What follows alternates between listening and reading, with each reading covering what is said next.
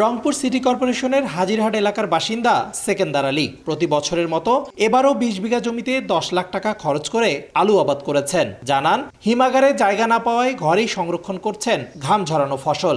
একদিকে আলু পচে নষ্ট হচ্ছে, অন্যদিকে নেই ক্রেতাও। ২০ ধরনের মাটিতে এই আলু চাষ করছি, প্রায় ১০ লক্ষ টাকা খরচ। এই আলুটা মনে করেন যে নেওয়াইয়া কোনো কাস্টমার নাই, কোনো ক্রেতা নাই।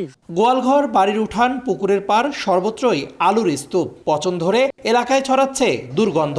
কৃষকরা জানান, অর্থ খরচ করে মাথার ঘাম পায়ে ফেলে উৎপাদন করা আলু এখন গলার কাঁটায় পরিণত হয়েছে। অবস্থা তো খুবই খারাপ, প্রতিটা ঘরে ঘরে আলু আছে ভাই, আলু নেওয়ার মতো লোক নেই। কোম্পানিওয়ালা বীজ দিয়েছে, তাই খালি ৩০০ বস্তা নিয়ে গেছে। ৩ লাখ টাকা থেকে আদ্রে আলু নিক বেচা নিয়ে নেই। কাস্টমার পাইতেছে না, জমি তো থাকে নেয় নাই।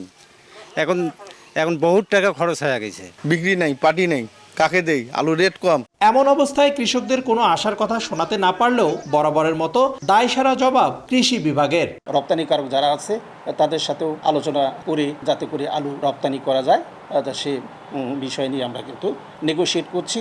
চলতি বছর রংপুর অঞ্চলে ১,০১,৫৭৬ হেক্টর জমিতে আলুর আবাদ হয়েছে, আর উৎপাদন হয়েছে ৩২,৩০,৬৮২ মেট্রিক টন। কৃষকদের আলু এখন গলার কাটা হয়ে দাঁড়িয়েছে। কোল্ড স্টোরে জায়গা না পাওয়ায় এভাবেই বাড়ির ঘরে কিংবা উঠানে আলু রেখে নষ্ট হয়ে যাওয়ার উপক্রম। ক্রেতা না থাকায় দিশেহারা উত্তরের আলু চাষিরা। রেদওয়ান হিমেল, সময় সংবাদ, রংপুর।